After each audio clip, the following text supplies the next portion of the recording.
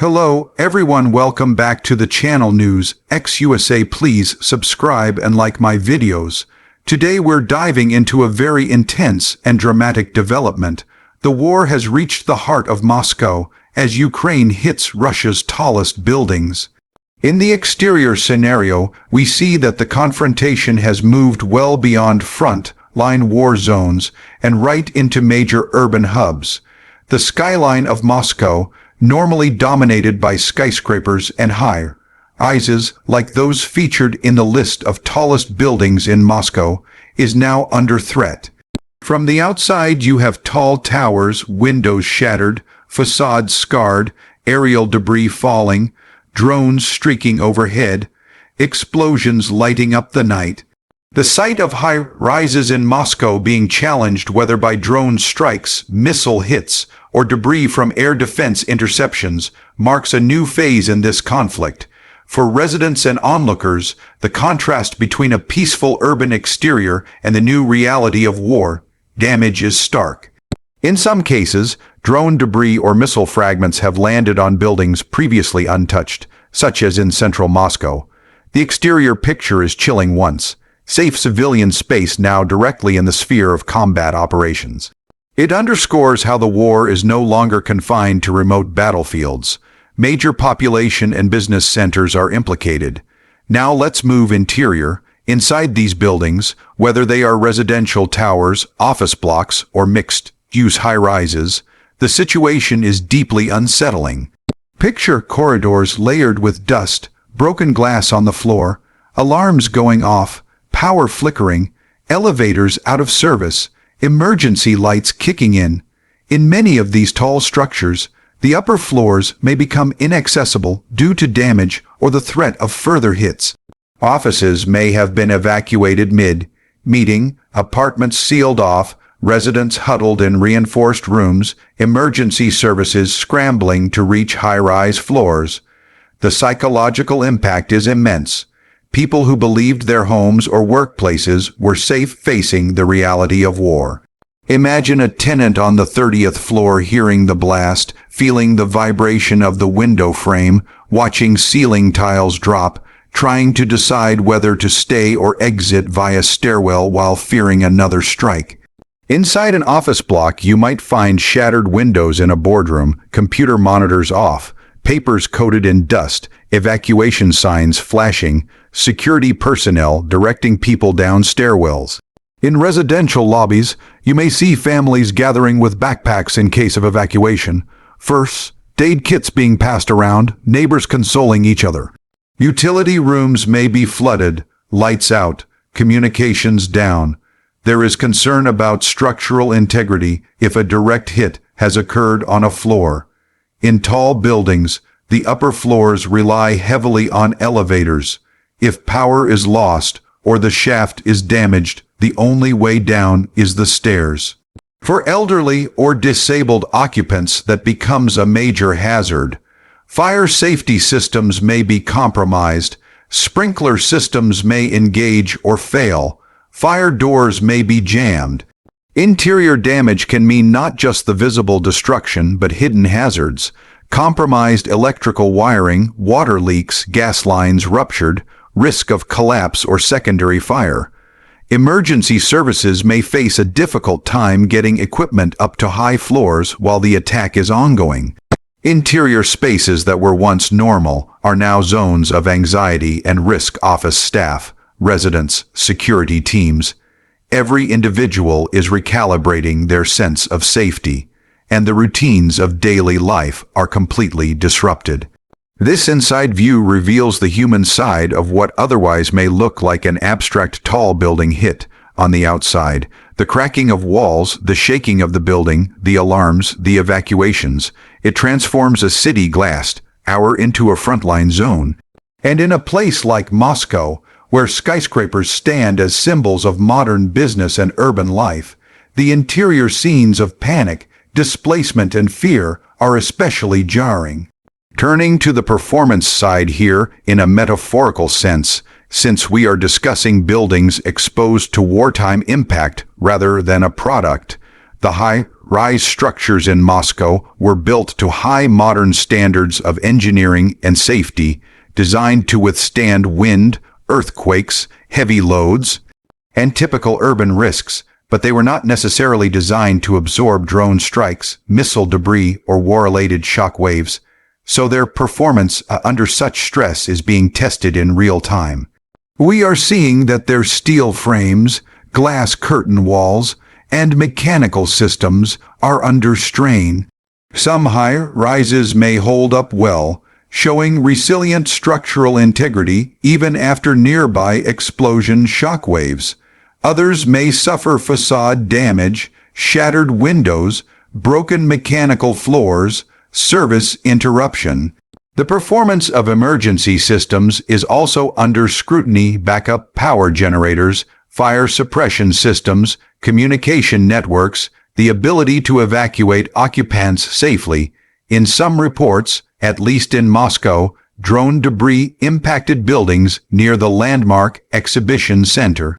The capacity of air defense systems to prevent strikes is also part of the broader performance environment. But for the buildings themselves, the test is whether they remain habitable, whether the critical infrastructure inside electricity, water, HVAC remains functional or can be restored quickly.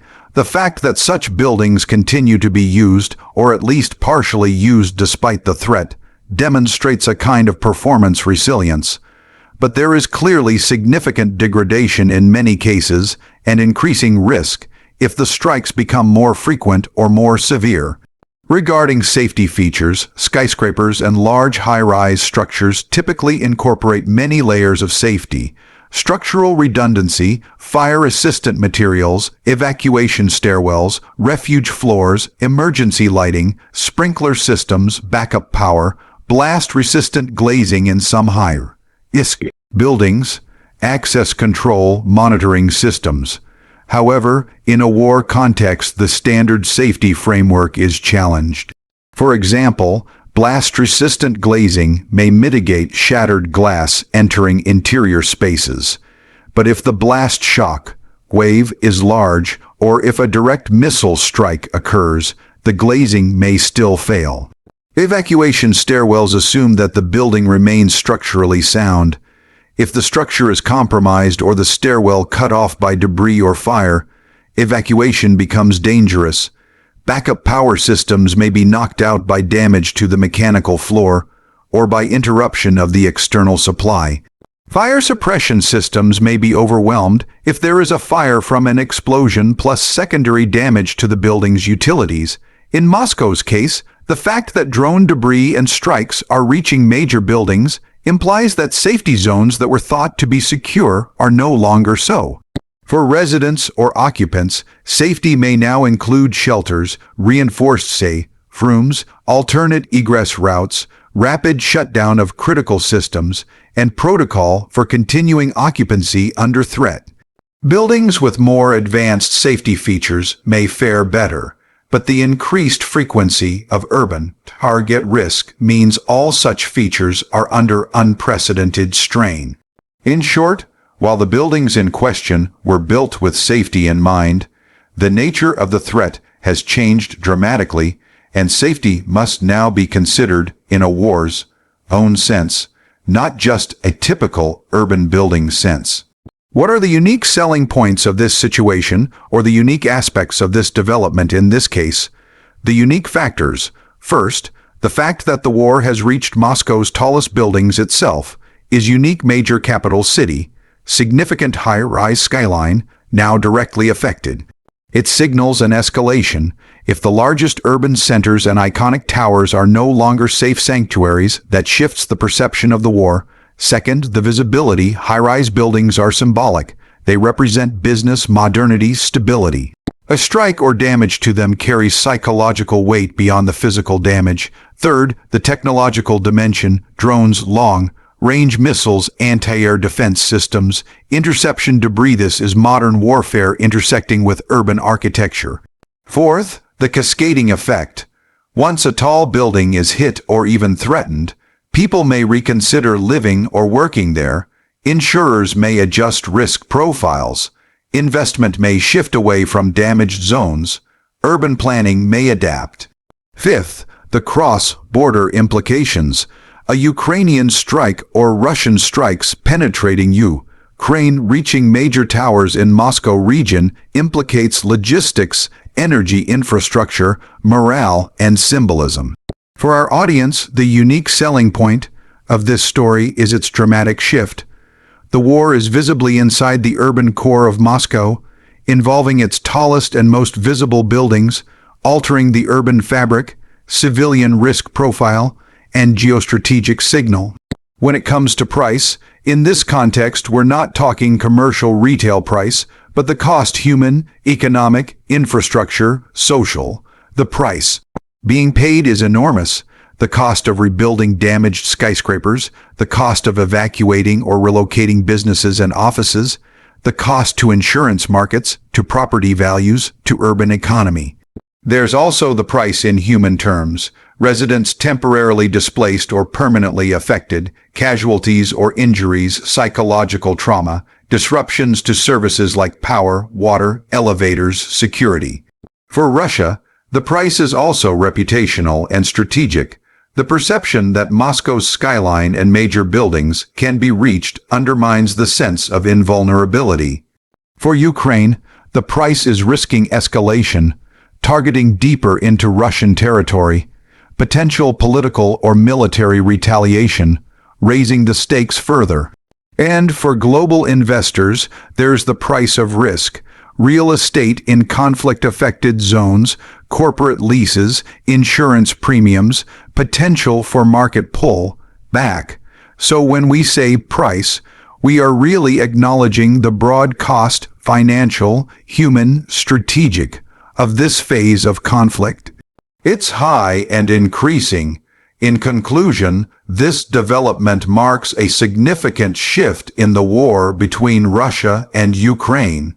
The fact that Moscow's tallest and most prominent buildings are now within reach changes the battlefield from distant fields and front-line trenches to high-rises, downtown centers, and corporate towers. Exterior damage, interior disruption, changed performance and safety dynamics, unique symbolic weight and high cost all converge. For residents of these buildings, the message is clear.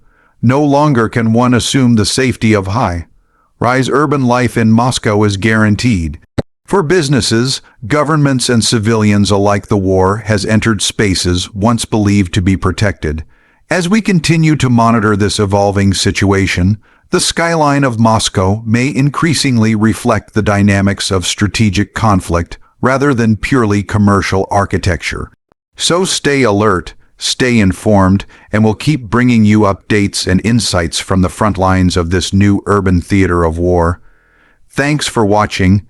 Don't forget to subscribe and like, and leave your thoughts in the comments below. Stay safe, stay informed.